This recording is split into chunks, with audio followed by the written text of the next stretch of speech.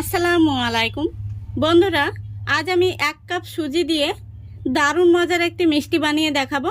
আর এই মিষ্টিটা বাজারে কিনতে গেলে অনেক দাম, বাড়িতে আপনারা খুবই কম খরচে কম সময়ে বানিয়ে নিতে পারবেন। বাড়িতে হঠাৎ করে কোনো আত্মীয় আসলে এই মিষ্টিটা কিন্তু ঝটপট বানিয়ে নিতে পারবেন। তো চলুন আজকের এই রেসিপিটা শেষ পর্যন্ত দেখতে থাকুন। আশা করছি আপনাদের ভীষণ ভালো লাগবে। আর রেসিপিটা যদি ভালো লেগে থাকে অবশ্যই লাইক কমেন্ট শেয়ার করতে ভুলবেন না এবং চ্যানেলটিকে সাবস্ক্রাইব করে আমার পাশে থাকবেন। তাহলে চলুন শুরু করা যাক। দেখুন এখানে আমি একটি মিক্সিং বোল নিয়েছি, এর মধ্যে নিয়ে নিচ্ছি 1 কাপ সুজি, তারপরে দিয়ে দিচ্ছি 1 কাপ দুধ। এখানে আমি যতটা পরিমাণে সুজি নিয়েছি ঠিক ততটা পরিমাণে কিন্তু দুধ দিয়ে দিলাম। এখন আমি একটি হ্যান্ড উইচ দিয়ে সুজিটাকে দুধের সঙ্গে খুব ভালো করে মিশিয়ে নিচ্ছি। দেখুন খুব ভালো করে আমি মিশিয়ে নিয়েছি। এখন আমি ঢাকা দিয়ে রেস্টে রেখে দিচ্ছি 5 মিনিটের জন্য। এদিকে গ্যাসটা অন করে আমি একটি কড়াই বসিয়ে দিয়েছি। কড়াইতে দিয়ে দিচ্ছি 1/2 কাপ পরিমাণে চিনি আর দিয়ে দিচ্ছি সামান্য পরিমাণে একটু জল। এখন আমি চিনিটাকে খুব ভালো করে ক্যারামেল তৈরি করে নেব।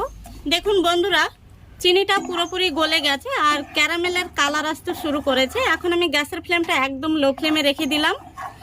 এই পর্যায়ে কিন্তু অবশ্যই লো ফ্লেমে রাখতে হবে, নইলে ক্যারামেলটা খুব তাড়াতাড়ি পুড়ে যাবে।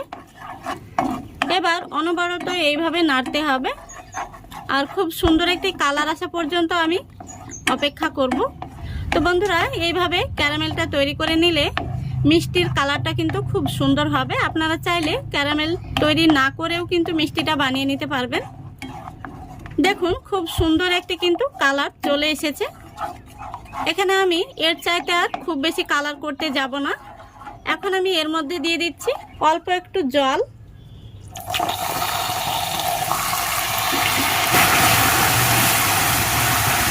জলটা দেওয়ার পরে এরকম হলে ভয়ের কিছু নেই, খুব তাড়াতাড়ি কিন্তু মিশে যাবে। এভাবে অনবরত নাড়তে হবে। দেখুন বন্ধুরা, খুব সুন্দরভাবে ক্যারামেলটা কিন্তু জলের সঙ্গে মিশে গেছে। এখন আমি এর মধ্যে দিয়ে দিচ্ছি 1 চিমটি এলাচ গুঁড়ো, এতে করে খুব সুন্দর একটি ফ্লেভার আসবে। আর দিয়ে দিচ্ছি 1 চামচ ঘি। আপনাদের হাতের কাছে ঘিটা থাকলে দেবেন, না থাকলে দেওয়ার দরকার নেই।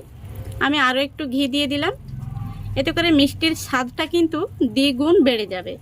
খুব সুন্দর করে ঘিটাকে আমি মিশিয়ে নিয়েছি। এখন আমি আগে থেকে যে সুজিটা দুধ দিয়ে 5 মিনিট মতো ভিজিয়ে রেখেছিলাম সেই সুজিটা এই কড়াইতে দিয়ে দেব।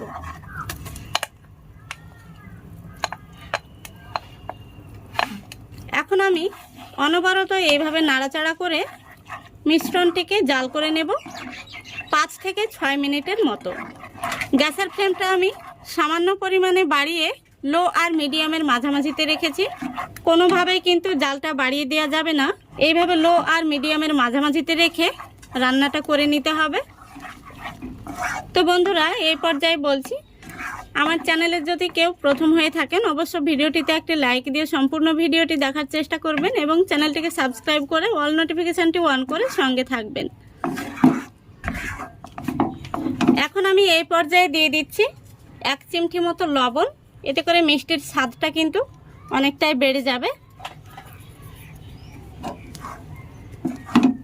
যে কোনো মিষ্টি খাবারে একটু লবণ দিলে স্বাদটা বেড়ে যায়, আপনারা চাইলে স্কিপ করতে পারেন।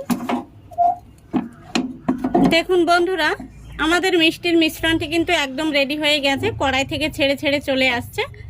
এখন আমি গ্যাসটা অফ করে দিচ্ছি। এখন আমি এখানে দেখুন মিষ্টিটা সেট করার জন্য একটি বক্স নিয়েছি আর এটাতে আমি আগে থেকে ঘি মাখিয়ে নিয়েছি। এখন আমি মিষ্টির এই মিশ্রণটি এই বক্সের মধ্যে দিয়ে দিচ্ছি। তারপরে আমি একটি চামচ দিয়ে এইভাবে চেপে চেপে সেট করে নিচ্ছি। চামচে আমি একটু ঘি লাগিয়ে নিয়েছি যাতে মিশ্রণটি লেগে না যায়। দেখুন বন্ধুরা, আমি চামচ দিয়ে চেপে চেপে খুব সুন্দরভাবে সমান করে নিয়েছি। এখন আমি উপর থেকে দিয়ে দিচ্ছি কিছু বাদাম কুচি, এতে করে মিষ্টিটা দেখতেও ভালো লাগবে আর খেতেও কিন্তু ভীষণ সুস্বাদু হবে। তারপরে আমি আবারও একটু চামচ দিয়ে এইভাবে চেপে চেপে দিচ্ছি যাতে এই বাদাম কুচিটা মিষ্টির সঙ্গে খুব সুন্দরভাবে সেট হয়ে যায়। দেখুন খুব সুন্দরভাবে আমি সেট করে নিয়েছি। এখন আমি এটাকে ঠান্ডা হওয়া পর্যন্ত অপেক্ষা করব। তো আপনারা চাইলে নর্মাল ফ্রিজে রেখেও কিন্তু এটাকে সেট করে নিতে পারেন। উপর থেকে আমি খাপটা লাগিয়ে দিচ্ছি। খাপটা লাগিয়ে নিয়েছি। এখন আমি এটাকে আধ ঘন্টার জন্য এইভাবে রেখে দেব। ঠান্ডা হলেই কিন্তু খুব সুন্দরভাবে সেট হয়ে যাবে। আপনারা চাইলে নর্মাল ফ্রিজে রেখেও সেট করে নিতে পারেন। তো ফিরে আসছি আধ ঘন্টা পর। দেখুন বন্ধুরা, আমি আধা ঘন্টা পর মিষ্টিটা আপনাদের সামনে নিয়ে চলে এসেছি। খুব সুন্দরভাবে কিন্তু মিষ্টিটা সেট হয়ে গেছে। তো মিষ্টিটা কিন্তু এভাবে হাত দিয়ে টান দিলেই কিন্তু খুব সহজে ছেড়ে যাচ্ছে সাইড থেকে। দেখুন, এই দেখুন। এখন আমি মিষ্টিটা একটি থালার মধ্যে বের করে নেব।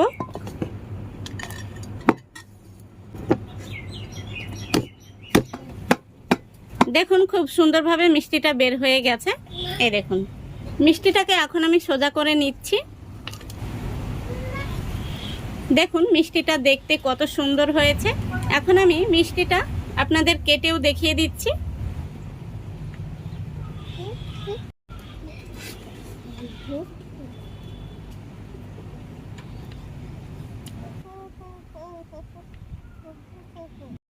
দেখুন সম্পূর্ণ মিষ্টিটা আমি কেটে নিয়েছি। তো এক পিস মিষ্টি আমি আপনাদের তুলে দেখিয়ে দিচ্ছি। দেখুন মিষ্টিটা দেখতে কত সুন্দর হয়েছে। বন্ধুরা, এই মিষ্টিটা খেতে কিন্তু অসম্ভব মজার হয়, আর আপনারা বাড়িতে খুব সহজেই অল্প খরচে অল্প সময়ের মধ্যে কিন্তু বানিয়ে নিতে পারবেন। বাড়িতে হঠাৎ করে কোনো আত্মীয় আসলে খুব সহজেই কিন্তু এই মিষ্টিটা আপনারা বানিয়ে তাদের সার্ভ করতে পারবেন। তো আশা করছি আজকের এই রেসিপিটা আপনাদের ভালো লেগেছে। ভালো লাগলে অবশ্যই লাইক, কমেন্ট, শেয়ার করে দেবেন এবং চ্যানেলটিকে সাবস্ক্রাইব করে অল নোটিফিকেশনটি অন করে সঙ্গে থাকবেন। আজকের মতো এখানেই বিদায় নিচ্ছি। সবাই ভালো থাকবেন, সুস্থ থাকবেন। খোদা হাফেজ।